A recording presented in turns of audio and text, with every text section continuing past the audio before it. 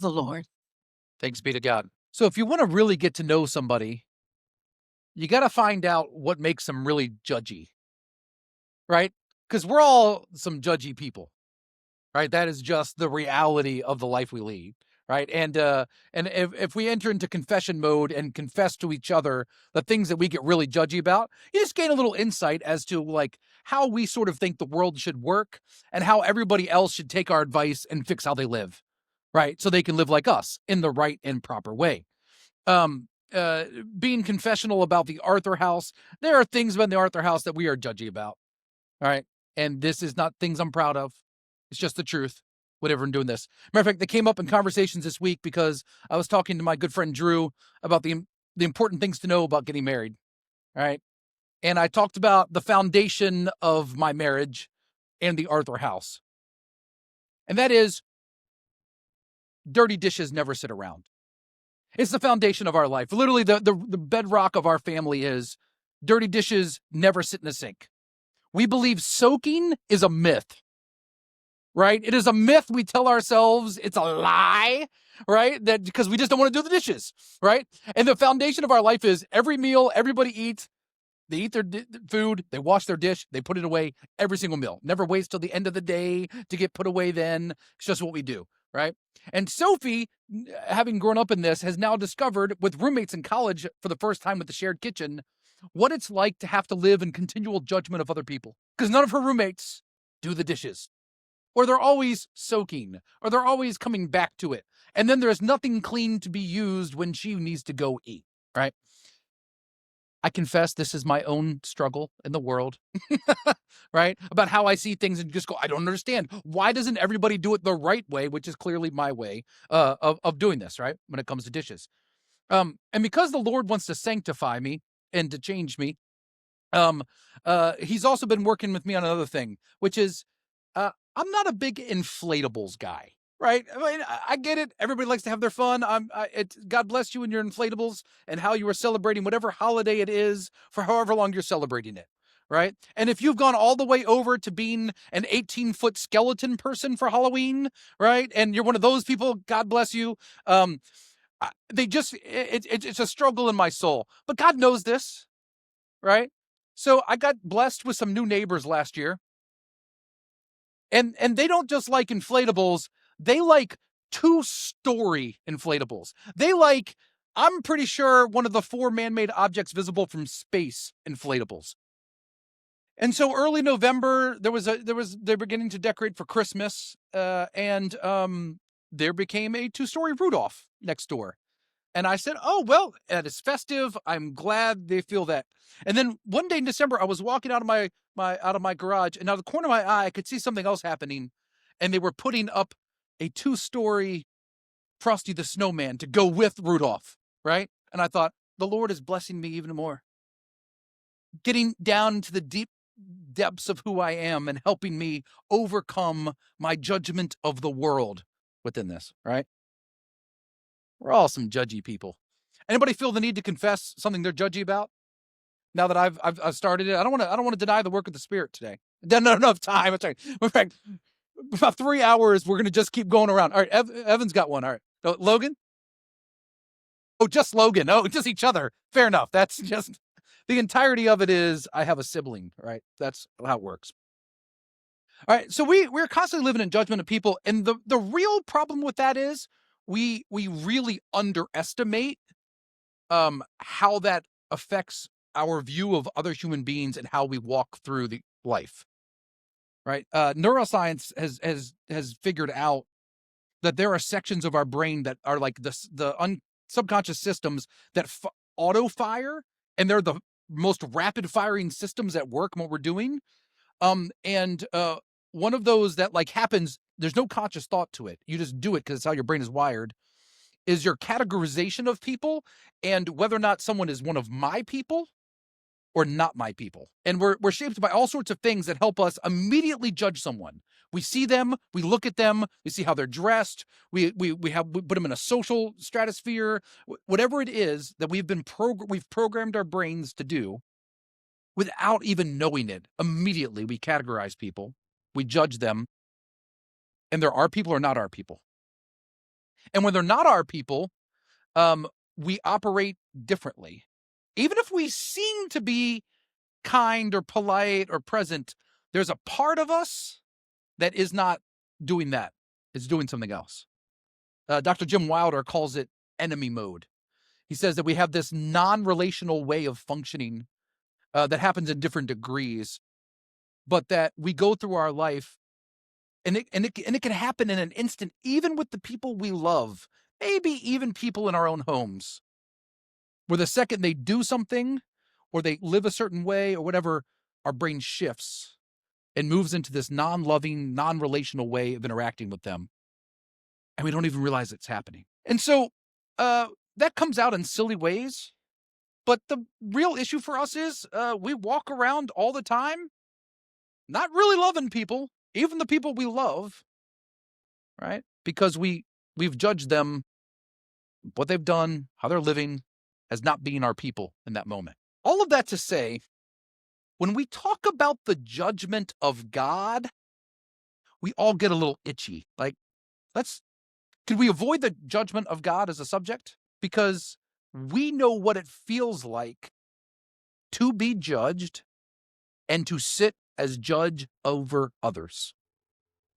And in our role as judge, what we do is find reasons to break off relationship with, separate ourselves from, be over top to raise ourselves above, and reasons to punish other people.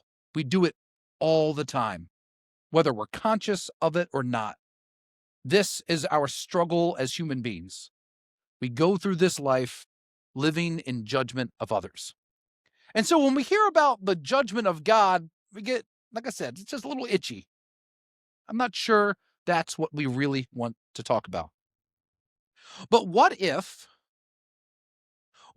God's categories for judging us are entirely different than how we think about one another? What if the basis of God's judgment is the fact that all people have been created in the image of God? What if the basis of God's judgment is God's love and desire to see all of us healed and made whole?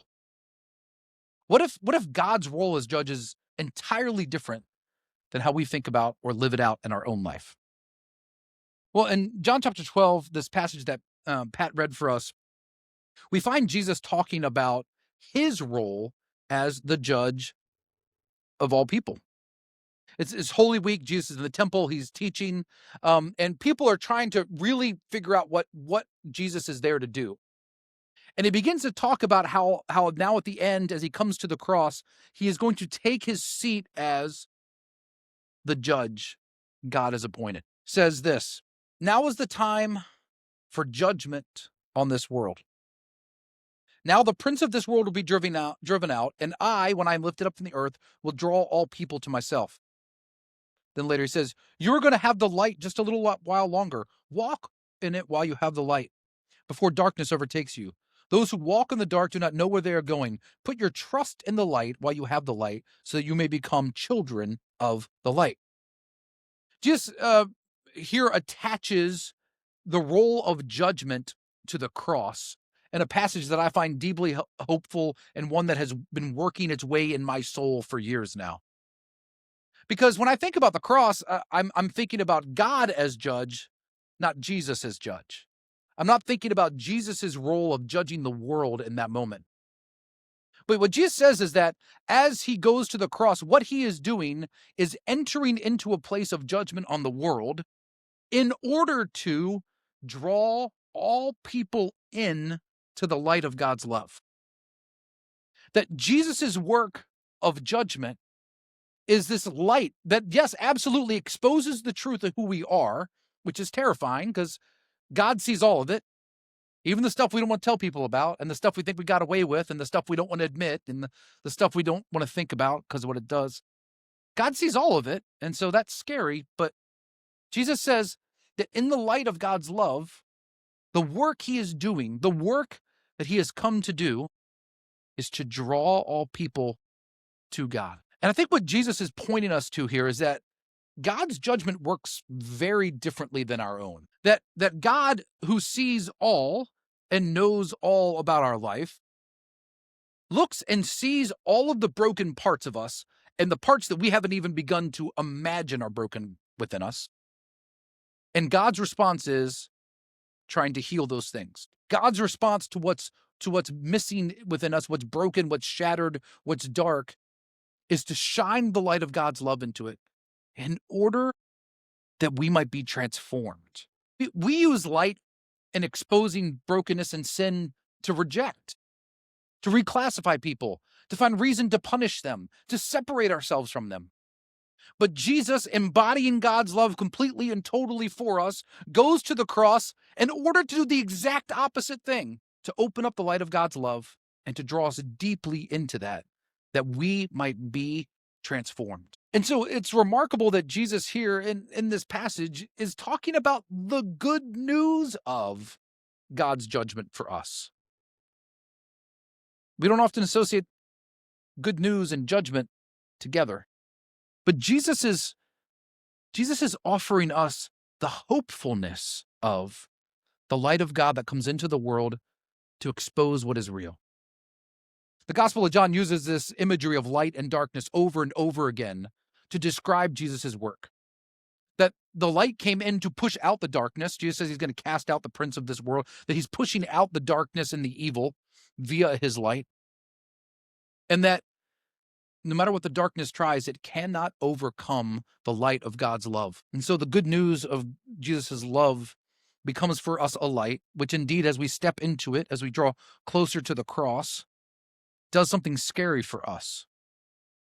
It exposes the truth of who we are. Whatever judgments we may have for the world, we have some pretty harsh judgments for ourselves as well.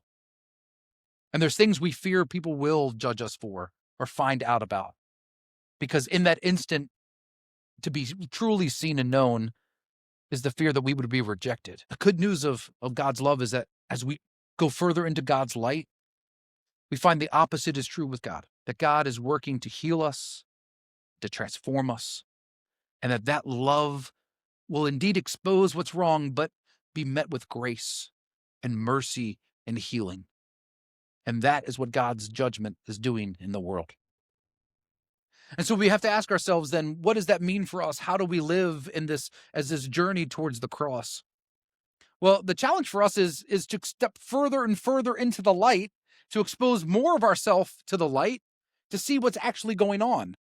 Right? I heard a story years ago about it was a home cleaning business, and they specialized in cleaning up after pets, right? And they would go to homes with people with pets, and they would bring a black light, because people would look at their rooms and think whatever, and they would have no idea where their pets had actually deposited their bodily fluids.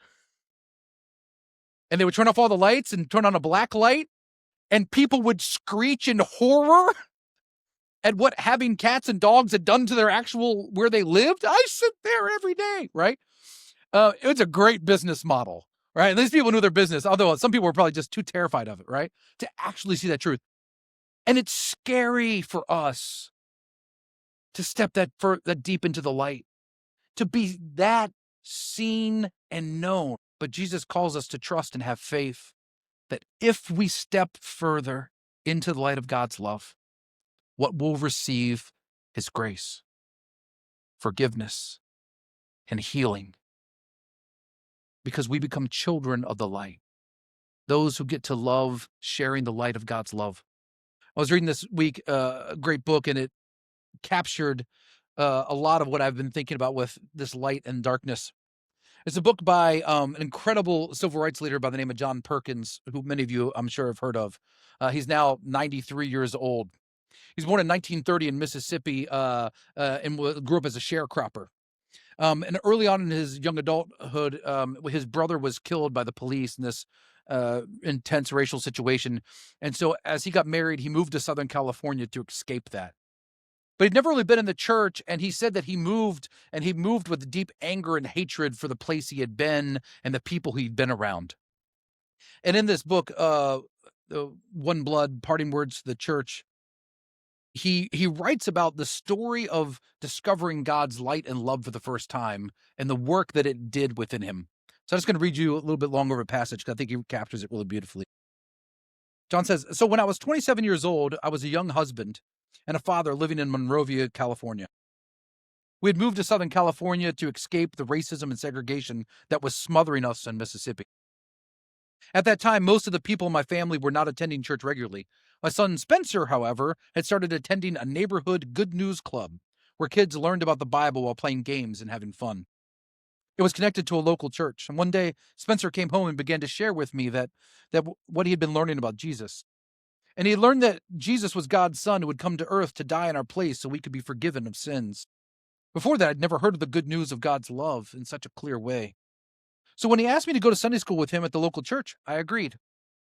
And in that Sunday school, I finally met Jesus. I discovered that joy is the fulfillment of longing, and I was longing for love. I was seeing it in Spencer, but I'd never really had it in myself. I heard a verse that sealed the deal, Galatians 2:20. Paul, who had once been a murderer, had been touched by the love of God. He'd once hated Christians, but now he was one of them. And he explained the love of God was the reason for behaving the way he was. He said, I've been crucified with Christ. It is no longer I who live, but Christ lives in me. And the life which I now live in the flesh, I live by faith in the Son of God, who loved me and gave himself up for me. Almost immediately, God began to do something radical in my heart. He began to challenge my prejudices and my hatred toward others. I had learned to hate white people in Mississippi. I hated their control over our lives. I hated them for what they had done to my brother Clyde. I hated them for refusing to see me as a person deserving of respect just because I was a human being. I had so much hate. And if I had not met Jesus, I would have died carrying that heavy burden of hate to my grave. But God began to strip it away layer by layer. He reminded me again and again that I could not hoard his love, and I could not be selective about whom I shared it with.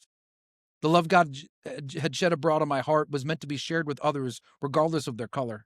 As my good friend Judah Smith says, you cannot exaggerate God's love, just try it. I agree with him. God intends for us to be extravagant and free in our love for one another. I love that articulation of discovering God's love and how it can't be hoarded, it can't be held back. It is a compelling love that compels us into the world to share it. And I love it even more because John Perkins has 70 years of having shared it since then, and having started organizations like the Christian Community Development Association that goes into urban areas and works to embody justice and to right what's wrong and to heal divisions and to activate the church to being a light to God's love in some of the most broken places on earth. I love it because he has lived that out in trying to step into some of the most difficult things that are true, the politicized social issues of our time, and being a light, a person of God's light and love within that. And I love that in his example, we were challenged to think about what are the deep parts of us that we still hold on to that are causing us to hoard the love of God, that keep us from living as a people of the light, that keep us from extending the grace of God's judgment to the world, from being a good news people. It's pretty easy for us to decide as we're living to figure out if what we're doing and how we're living is our judgment or God's judgment. Because our judgment divides, hurts, categorizes, rejects, and punishes. And God's love exposes the truth with grace, works towards wholeness and healing and reconciliation. It draws us deeper into love. And so that's our focus today. That's our reminder on the way to the cross for this Lenten season, is that it is a call to step into the light and to see the truth of God's love, that we might be transformed. Each Sunday during this Lenten season, we've been giving you prayer prompts and ways to think about and begin opening up space to listen for God, right? It's also why we've been having different people stand up and share testimonies of experiencing God in their life. We want you to have an imagination for how God might be showing up and working and speaking to you. And so we have some prayer prompts for today within this. Father, what truth about me needs to be exposed in the light of your love? It takes a lot of courage to ask that question, but There's there's good news in it. And then how are you calling me to live as your light, offering healing to the world? We're called into the light to be changed, to be sent as people of the light. And so those are our prayer prompts today. This is the space, the questions we want to ask to see how God might work within us. And in a moment after we come to the table, you'll be invited into a time of prayer. We have our prayer wall where we've been writing our prayers and our responses to God, and you're welcome to do that and to post that up there. You're welcome to go to the candle altar in the back of the kneeling altar to